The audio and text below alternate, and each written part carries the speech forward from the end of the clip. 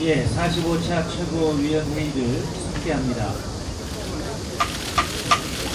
네. 김한길 당대표의 모두 발언이 있겠습니다. 예, 어제가 고 김대중 대통령 서거 4주기였습니다. 김대중 대통령이 평생에 이르신 업적보다는 그분이 평생 걸으셨던 길을 생각했습니다. 사선을 넘나드는 고비 속에서도 민주주의와 평화 그리고 서민과 중산층의 민생을 결코 포기하지 않으셨던 당신의 삶과 철학에 대해서 다시 한번 생각해보는 하루였습니다. 지난 주말에도 우리는 또다시 국민과 함께 광장에 모였습니다. 민주주의 회복과 국정원 개혁에 대한 국민의 함성은 결코 멈추지 않는다는 것을 다시 한번 확인했습니다. 지난주 국정조사 청문회를 대국민 선전포고의 장으로 만든 원세훈, 김영판 증인 그리고 증인 변호의 장으로 만든 새누리당에 대한 국민의 분노가 광장을 가득 메웠습니다. 청와대와 새누리당은 진실을 가리기 위한 사상 초유의 일들을 계속 만들어내고 있습니다. 이 청문회 증인이 증인 선서를 거부한 것도 사상 초유의 일이고 오늘은 사상 초유의 가림막 청문회가 실시된다고 합니다. 얼굴을 가린다고 해서 진실마저 가려지지는 않을 것입니다. 이왕에 가림막이 설치되는 만큼 역사와 국민 앞에 모든 진실을 숨김없이 고백하는 고해 성사의 청문회가 되기를 기대합니다. 지난 대선 때 박근혜 캠프의 실세들도 이제는 스스로 국민 앞에 진실을 밝힐 때가 됐습니다. 국민으로서 공직자로서의 책임 있는 자세를 촉구합니다. 진실을 밝히는 문제는 시간의 문제가 아니라 의지의 문제입니다. 새누리당이 의지만 있으면 당장이라도 가능한 일입니다. 국민은 지난주 청문회를 통해 제기된 원세훈 당시 국정원장과 권영세 당시 박근혜 대선 캠프 종합상황실장 사이에 있었던 수상한 통화와 김영판 전 서울경찰청장의 특별한 점심에 진실이 무엇인지 알고 싶어합니다. 국가 부채가 계속 늘고 있습니다. 이명박 박근혜 새누리당 정권 집권 6년 동안에 4대강 토목공사와 부자 감세로 대한민국이 빚더미 공화국으로 전락했습니다. 국채와 특수채 발행 잔액이 사상 처음으로 800조 원을 돌파했습니다. 결국은 우리 미래 세대가 갚아야 할 돈이 계속 늘고 있는 것입니다. 이명박 정권 4년 동안 4대강에서 이명박 정권 5년 동안 4대강에 쏟아부은 국민 혈세가 30조, 부자 감세 100조의 결과입니다. 여기에 숨겨진 공공기관의 빚까지 더하면 나라 빚 1000조 시대를 우리는 눈앞에 두고 있는 심각한 상황에 놓여 있습니다. 더욱 심각한 것은 박근혜 정부가 텅 빈 나라 국간을 서민과 중산층의 유리 지갑을 털어서 메꾸겠다는 발상을 하고 있다는 점입니다. 재벌과 슈퍼부자들의 비밀금고와 명품 지갑은 놔둔 채 가장 먼저 손을 댄 것이 월급 생활자와 중산층의 지갑입니다. 전세 대란, 가계부채 대란으로 벼랑 끝에 서 있는 월급 생활자와 중산층부터 쥐어짜겠다는 중산층 서민 우선 증세안에 대해 민주당은 결코 수용할 수 없다는 것을 다시 한번 분명하게 밝힙니다. 박근혜 정부의 세제 개편안은 원점부터 달라져야 합니다. 정부의 재정 건전성 확보와 복지공약 실현을 위한 종합 마스터 플랜이 국회와 국민 앞에 제시돼야 합니다. 남북관계에 대해서 한 말씀 드리겠습니다. 남과 북이 이산가족 상봉회담 장소 문제로 제안과 수정 제안을 거듭하고 있습니다. 결론을 말하자면 개성공단 정상화 해법이 마련된 만큼 이제 남과 북은 이산가족 상봉과 금강산 관광 정상화로 나아가야 합니다. 민주정부 10년 동안 꾸준히 발전해왔던 남북관계가 이명박 정부 5년 동안 뒷걸음만 쳤습니다. 우선은 이전 단계까지 남북관계를 복원시키는 것이 중요하다고 생각합니다.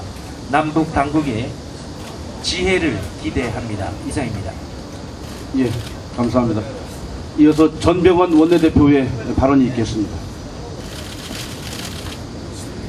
예, 원세훈 권영세의 통화와 김용판 미스테리 점심 사건에 이 국정원 대선 개입, 정치 개입, 그리고 축소 조작, 은폐의 진상이 응축되어 있다고 판단이 됩니다. 국정조사를 통해서 진실규명을 향한 중대한 단초들이 드러났습니다. 사상 초유의 증인선서 거부를 통한 국민에 대한 선전포고, 정면도전에도 불구하고 또 새누리당의 총력보호작전이 펼쳐진 그런 사실상의 철판형 청문회에도 불구하고 국정원 불법 대선 개입 사건의 전체 연결고리를 밝혀줄 수 있는 핵심 의혹 2개가 제기된 것입니다. 한마디로 장두 노미 청문회였습니다. 증인선서 거부로 머리는 쳐박고 숨길 수 있었는지 모르겠지만 결국은 꼬리가 밟혔습니다. 그 꼬리는 첫째, 원세훈이 12월 13일 권영세와 NLL 대화록 상의를 통화한 문제입니다. 두 번째는 김용판이 12월 15일 5시간의 미스테리 비밀 회동입니다. 이 두 가지 사안은 국가정보원과 경찰, 새누리당 삼각공작의 실체를 입증할 수 있는 매우 중대한 단서이고 꼬리였습니다. 대통령 선거를 코앞에 둔 상황에서 국정원 여직원 대선 댓글이 발각된 긴박한 대치 상황, 그리고 대선 승패 분수령의 시점에서 국정원장이 새누리당 선거 캠프 총괄 상황본부장과 통화를 하고 경찰청장이 청와대 근처에서 의문의 7명과 무려 5시간의 오차 회동을 했다는 것, 여기에 바로 이 사건의 진상이 응축되어 있고 진실 은폐의 실상이 감춰져 있다고 생각이 됩니다. 민주당은 이 의문을 풀기 위해서 모든 노력을 다할 것입니다. 또 오늘 그 일환으로 김무성과 권영세 국정조사 출석을 강력하게 요구해서 관철시키는 노력을 최대한 해 나갈 것입니다. 아울러서 민주당은 국회와 광장과 국회를 넘나들고 오가면서 이 모든 문제를 해결하기 위한 노력을 계속할 것입니다. 민주주의와 민생, 그 어느 것도 포기할 수 없는 과제인 것입니다. 민주당은 이미 원내외 병행투쟁을 선언한 바 있습니다. 광장을 결코 포기하지 않을 것입니다. 아울러 국회의 수당과 국회의 장도 포기하지 않을 것이라는 점을 분명히 말씀드립니다. 어제 김대중 대통령님의 4주기 추도식이 있었습니다만 우리가 새삼스럽게 김대중 대통령님의 리더십을 반추하고 다시 한번 우리가 되새겨야 할 것은 서생적 문제의식과 상인적 현실 감각이라는 그런 유연한 리더십이라고 생각이 됩니다.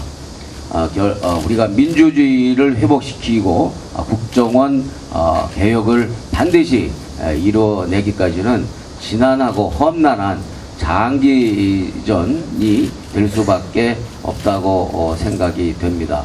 이와 같은 장기전을 치르기 위한 지구력을 기르기 위해서라도 우리는 광장을 결코 포기하지 않을 것이며 또한 국회의장도 포기하지 않을 것이다. 그래야 지구력도 생기고 국정원 개혁을 통한 민주주의 회복이라는 근본의 문제와 그리고 민생이라는 현실적 문제들을 조화시키면서 이 두 가지 모두를 관철할 수 있는 지구력과 힘이 생길 것이다 라는 그런 말씀을 드립니다. 가계부채 100조에 이은 나라빚 800조 시대가 사실상 넘어서 열렸습니다. 이 새누리당 집권 6년 동안 부자 감세와 재정 악화의 악순환이 매년 되풀이돼 온 결과입니다. 규모도 심각하지만 더욱 우려되는 것은 이 부채의 증가 속도이고 정부의 상황 인식입니다. 대한민국이 재정 악화를 넘어서 재정 파탄으로 향하고 있다라는 우려와 걱정이 더욱더 심각해지고 있습니다.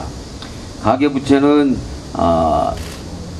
민주정부가 끝났던 2007년 말 665조에서 2012년 말 이미 964조로 약 300조 원이 증가했습니다. 나라빚은 2007년 말 395조에서 8월 현재 800조를 웃돌면서 2배가 넘게 폭증했습니다. 박근혜 정부 더 이상 부자 감세 고집할 일이 아니라고 판단이 됩니다. 이명박 정부 또 새누리당 정권 6년 동안 부자 감세로 인한 세수 감소가 최소 100조 원을 훨씬 넘어섰습니다. 그러나 같은 기간 내 10대 그룹은 자기 자본의 14배가 넘는 405조가 넘는 돈을 현금으로 쌓아두고 있는 실정입니다. 가계부채와 나라 근거는 텅텅 비고 빚만 증가하는데 오히려 재벌과 부자들의 근거는 곳간이 가득해서 차고 넘칠 지경인 그런 이율배반적인 모습이 계속되고 있습니다. 정부가 마땅히 감당해야 할 보육재정을 비롯한 기본적인 최소한의 복지마저 유지하지 못하면서 부자 감세를 계속 고집하는 이유가 무엇인지 도대체 알 수가 없습니다. 박근혜 정부가 부자 감세를 유지하면서 서민과 중산층에 대해서 증세를 꺼내는 것은 염치 없는 행동입니다. 재정 상황으로도 또 국민 정서로도 명분도 염치도 없는 것입니다. 다시 한번 이와 같은 행태는 거의 이 깃털을 뽑으려다가 거의 자손들에게 모든 부담을 떠넘기려는 것과 마찬가지다라는 점을 다시 한번 지적을 합니다.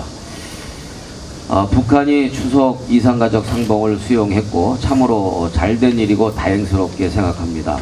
정말로 환영합니다. 이산가족들의 소원이 차질 없이 이루어지기를 바라고 한 명이라도 더, 한 시간이라도 더 만날 수 있도록 남북이 노력해야 할 것입니다. 아울러서 지금 금강산 관광 재개의 문제도 협상이 제안이 서로 되고 있습니다만 이 개성공단, 이산가족 상봉, 금강산 관광 이런 것들이 다 이루어져도 지난 잃어버린 5년의 남북관계를 원상 회복시키는 수준에 불과하다는 점을 환기하면서 남북이 보다 더 전진적이고 진전된 자세로 남북관계를 교류와 평화의 단석으로 추진시켜야 될 것이다 라는 점을 다시 한번 강조합니다. 이상입니다. 예, 이어서 조경태 최고위원의 발언이 있겠습니다. 네, 지난 8월 14일 극적인 개성공단 정상화 합의에 이어 15일에는 박근혜 대통령이 이산가족 상봉을 제안했고 북한이 이에 호응해 왔으며 또 한편 금강산 관광 재개 회담을 제의해 오고 있습니다. 다소 우여곡절이 있었습니다마는 이러한 일련의 회담과 제안이 얼어붙은 남북관계를 푸는 계기가 되길 진심으로 기대합니다. 정부는 개성공단의 조기 정상화를 서두르어야 할 것입니다. 아울러 금강산 관광 재개 및 5.24 조치 전후로 전면 중단된 북한 내륙 투자, 교역, 임가공 등 남북 경협 전반에 걸친 정상화 또한 서둘러야 할 것입니다. 개성공단 남북 공동위원회를 통해 국제적 경쟁력을 갖춘 개성공단을 준비함과 동시에 개성공단 기업들에 대한 긴급 경영자금 지원, 개성공단 재가동 준비팀 출입 및 체류 허가, 남북 공동위원회 기업 참여 보장 등을 적극 검토하여야 할 것입니다. 무엇보다 우선적으로 개성공단 재가동 시점을 조속히 확정하는 것이 필요하다고 생각됩니다. 개성공단 입주 기업들은 말할 것도 없고 한때 통일의 전령사로 불리웠던 금강산 입주기업, 북한 내륙 투자기업, 교역, 인가공업체 등 남북 경협에 종사한 수많은 우리 중소기업과 종업원들이 지금 이루 말로 다할 수 없는 고통을 겪고 있습니다. 정부는 개성공단 조기 정상화와 함께 금강산 관광 재개 및 남북 경협의 정상화를 추진해야 할 것입니다. 남북 관계의 새로운 이정표를 세워나가는 이때 남북 당국은 사소한 차이에 집착할 것이 아니라 서로 한 발짝씩 양보해서 남북 경협을 정상화하고 한반도 경제 공동체 건설을 향해 함께 나아가길 바랍니다. 이상입니다. 예, 이어서 양승조 최고위원의 발언이 있겠습니다. 예, 어제는 이 땅의 민주주의 발전을 위해 헌신한 고 김대중 전 대통령님의 서거 사족이었습니다. 엊그제 17일은 광복군 장교로 반독재에 맞서 희생되신 장준하 선생님의 추모 38주년이었습니다. 지난 대선 과정에서 국정원 개입으로 이 땅의 민주주의는 심각한 위기 국면에 놓여있습니다. 국민들이 잘못된 민주주의를 바로잡기 위해 시국선언과 촛불을 연이어 밝히자 이제 와서 새누리당은 성숙한 민주주의를 만들어가기 위해 장애투쟁을 중단하고 민생을 논하자고 합니다. 민주주의가 훼손되든 말든 새누리당은 국기문란 사건을 묻어두고 넘어가자고 합니다. 한마디로 어이가 없습니다. 민주주의가 바로 서야 민생이 바로 섭니다. 박정희 군부의 장기 집권 시대에 전두환 노태우의 군부 독재 정권 시대에 우리는 왜 민주주의를 쟁취하기 위해 수많은 열사들이 목숨을 바쳤습니까? 그것은 바로 민주주의가 제1의 민생이기 때문입니다. 부자 감세 처리는 등한시하고 서민과 중산층의 얇은 지갑만 탐내는 나라, 대통령 말 한마디로 세법 개정안이 하루아침에 바뀌는 나라, 국제화 투수체 발행 잔액이 사상 처음으로 800조 원을 돌파하면서 미래 세대가 짊어질 짐이 커져버린 나라, 사회복지 통합 관리망의 부실 구축으로 6천억 원이 넘는 정부 예산을 낭비한 나라, 이명박 근해 정부와 새누리당이 파탄시킨 민생의 현 주소, 대한민국의 현 주소입니다. 민생도 제대로 못 챙기면서 민생을 논하자며 국민을 호도하지 마십시오. 국기문란 사건을 진상 규명하고 책임자 처벌, 국정원 전면 개혁, 대통령 사과를 통하여 훼손된 민주주의를 하루빨리 정상화시키는 것, 그것이야말로 대한민국 헌법 제1조에 나와있는 대한민국은 민주공화국이다 라는 것이 아닌가 합니다. 이상입니다. 예, 이어서 우원식 최고위원의 발언이 있겠습니다.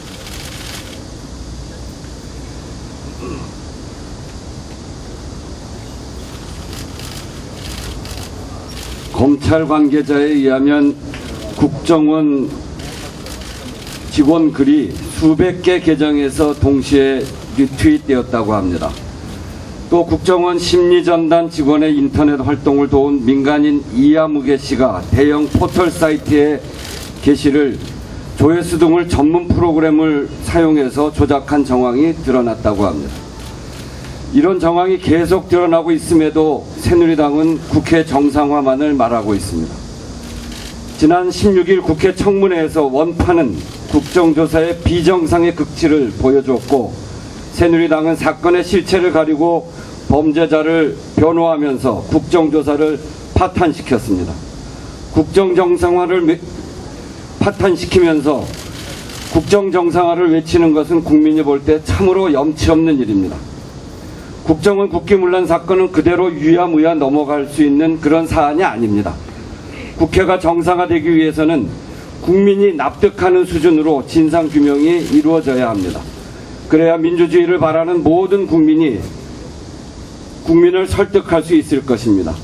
2차례의 청문회가 남았습니다. 증인들은 그리고 새누리당은 진상규명을 위해 지금까지의 자세를 근본적으로 변화시켜야 합니다. 김용판의 미심적인 5시간 점심의 미스테리를 풀기 위해서도 김무성, 권영세의 증언이 반드시 필요합니다. 이 시점에서 중요한 것은 박근혜 대통령의 결단입니다. 국정원 국기문란 사건을 이런 식으로 유야무야 손바닥으로 하늘 가리기를 계속할 수 없는 일입니다. 그렇지만 그렇게 계속한다면 대통령의 국정 운영에 두고두고 짐이 될 것이고 결국은 후회하게 될 것입니다. 그것이 역사입니다. 자신들에게는 적용되지 않을 것 같은 법칙이 늘 관철되는 것이 역사입니다. 내일로 울지로위원회가 출범 100일을 맞습니다. 신문고 접수 120여 건, 현장 조사 40여 건, 문제 해결 7건, 사례 발표 36건 등의 실적을 내고 내일은 100일 평가 토론회를 준비하고 있습니다. 이렇게 민주당이 해가는 게 꽤 신경 쓰이는 모양입니다. 새누리당이 손톱 및 가시를 뽑아서 경제 활성화를 시키겠다고 합니다. 그 민생을 위해서 선의의 경쟁에 동참하는 것 같아서 매우 기분 좋게 보고 있습니다. 그런데 더 깊이 들여다보니 손톱 및 가시는 규제 완화고 기업 투자 활성화 같은 이런 단어들이 들어있는 것을 보면 을의 눈물을 닦겠다는 민주당의 해법과는 좀 다른 해법을 내고 있는 모양입니다.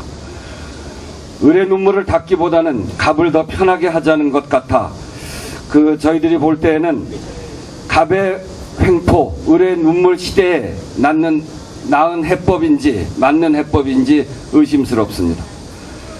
한편으로 난림세제 개편으로 국민들, 중산층과 서민을 비롯한 99% 국민들의 가슴을 치게 만들고 국헌 유린 범죄 혐의자 옹호에 청문회를 난장판으로 만들더니 그럴듯한 말장난으로 이제 민생 등치고 국민을 우롱하려 하는 것입니까? 새누리당은 민생이 장난인지 국민을 우롱하려 하는 것인지 묻지 않을 수 없습니다. 집권당이면 집권당답게 최소한의 진정성 있는 정치를 하기를 진심으로 기대합니다. 이상입니다. 예, 이어서 박혜자 최고위원의 발언이 있겠습니다. 네, 순망치안이라고 입술이 없으면 이가 시리다라는 말이 있지요. 사실 민주주의와 저는 민생의 관계가 바로 이러한 순망치안의 관계라고 생각을 합니다. 세계적으로 여러 나라를 보더라도 민주주의가 제대로 작동하지 않는 나라에서는 민생이 불안정하고 민생이 불안정하면 서민만 핍박을 받습니다. 최근에 박근혜 대통령께서 재래시장 방문 등을 하면서 민생 챙기기 행보에 나섰다라고 합니다. 그런데 권력기관의 대선 개입에 대한 책임자 처벌, 대통령의 사과, 민주주의 회복이라고 하는 국민적인 요구를 철저히 무시하면서 진행하는 민생 챙기기가 과연 제대로 된 민생 챙기기이겠습니까? 국민 무시에 반쪽짜리 민생 챙기기에 불과하다는 사실을 기억해야 합니다. 민주주의를 짓밟고서는 결코 민생이 안정될 수 없고 그런 민생 안정은 사상 누각에 불과한 것입니다. 최근에 중산층과 서민의 유리지갑을 털려는 박근혜 정부의 세제 개편안이 국민적인 공분을 산 적이 있습니다. 그런데 이보다 더 심한 일이 군대에서 벌어지고 있습니다. PX라고 불리는 군대 매점 문제인데 해군 매점의 상품 가격이 육군이나 공군은 물론 일부는 시중 가격보다도 더 높다고 합니다. 이유인즉슨 2010년에 군 당국이 매년 40억 원의 복지기금을 받는 조건으로 5년간 전국 242곳의 해군 매점 운영권을 민간 편의점 업체에게 넘겼기 때문입니다. 더욱 심각한 것은 박근혜 정부가 앞으로 군 매점의 민영화를 전군으로 확대하는 방안을 추진 중에 있다고 합니다. 정말 군 내 복지기금을 젊음과 땀 그리고 눈물이 담긴 장병의 월급에서 충당하겠다는 발상이 아니겠습니까? 정말 이래도 되는 것입니까? 해도 너무하는 것 아닙니까? 세제 개편안도 그렇고 군 매점 문제도 그렇고 박근혜 정부가 과연 누구를 위한 정부인지 명확해졌다고 봅니다. 정책은 거꾸로 가면서 말로만 중산층, 서민을 찾는 박근혜 정부를 보면 MB 정권과 전혀 다를 바 없는 이란성 쌍둥이 정권이 아닌가 싶습니다. 제가 한마디만 더 사족을 붙이겠습니다. 전순옥 의원이 어제 병원에서 퇴원을 했습니다만 앞으로도 4주 내지 6주 정도의 안정치료가 필요하다는 진단이 있습니다. 정말 막말에 대해서는 또 작은 사건에 대해서는 그렇게 민감한 새누리당에서는 왜 그렇게 반응이 없는 것입니까? 새누리당은 국회의원에 대한 폭행에 대해서는 전혀 무감각한 것입니까? 경찰청에서도 엄중 대응하셔야 됩니다. 책임자 처벌뿐만 아니라 향후 이와 같은 사태가 다시 있어서는 안 된다라는 그러한 생각입니다. 부탁드립니다. 예, 이어서 민병두 전략홍보본부장의 발언이 있겠습니다.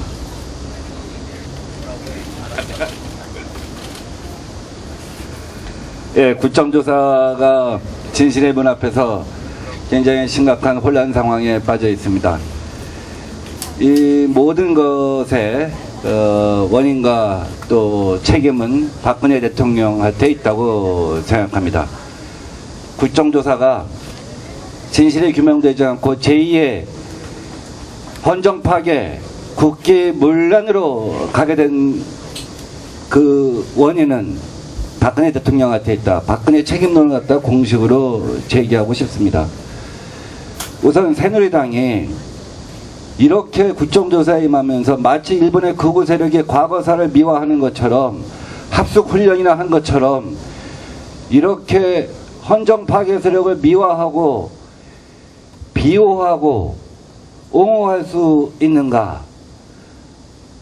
그런 자신만만함과 교만함의 근원은 결국 박근혜 대통령이라고 하는 버팀목이 있기 때문에 가능한 것이 아니었는가 하는 생각을 지우지 않을 수 없습니다. 다음 두 번째는 원판의 선서 거부입니다. 원판은 과거에 대통령 직속기관의 장이었거나 혹은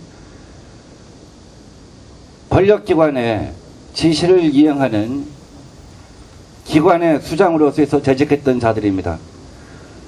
그들은 권력의 지시가 없으면 행동할 수 없었던 사람들입니다. 지금 이번에 국정조사를 거부하려고 했던 거나 혹은 나중에 결국 증인으로 나오게 된 거나 증인 선서를 거부하는 과정, 이 모든 과정에 박근혜 대통령이라고 하는 버팀목이 없었다면 그런 행동이 가능할 것인가 하는 의문이 생깁니다. 세 번째는 김무성 권영세의 증인 채택 거부입니다. 원판이 헌정 파괴 A급 사범이었다고 한다면 이 사람들은 특 A급 사범입니다. 이 특 A급 사범을 갖다가 비호한 것은 결국 박근혜 대통령을 비호하기 위한 것이 아니었는가 하는 생각이 듭니다. 지금 지난 6개월 대통령의 취임 6개월 돌아보고 당선 8개월 돌아보면 정말 박근혜 대통령의 나홀로 정치, 모르쇠 정치가 심각하다고 생각합니다. 오로지 새누리당의 친박 실세들이라고 하는 사람들은 박근혜 대통령의 심기가 무엇인가, 생각이 무엇인가를 전달하고 이행하는 택배 정치를 하는 수준에 머물고 있습니다. 이런 모르쇠 정치, 나홀로 정치와 택배 정치가 오늘날 국정조사를 제2의 헌정 파괴, 국기 문란으로 몰아갔다고 생각합니다. 국정조사는 끝이 아닙니다. 이제 시작입니다. 박근혜 대통령이 이와 같은 사건이, 이 사건이 지금 이처럼 제2의 헌정 파괴, 국기 문란으로 이어진 것에 대해서 심각한 자기 반성과 국민 앞에 진실한 자기 고백, 이런 것을 통해서 국정조사가 끝이 아니라 이제 새로운 시작으로 어떠한 방법을 통해서든 새로운 시작으로 다시 시작돼야 한다고 생각합니다. 이상입니다. 의원들께서 많이 참여해서 격려해 주시는 것이 필요하다고 생각합니다. 오늘 최고위원회 서둘러 마치겠습니다. 제45차 최고위원 회의를 이상으로 마치겠습니다. 예, 감사합니다. 모두 힘찬 박수로 오늘 하루 시작하겠습니다.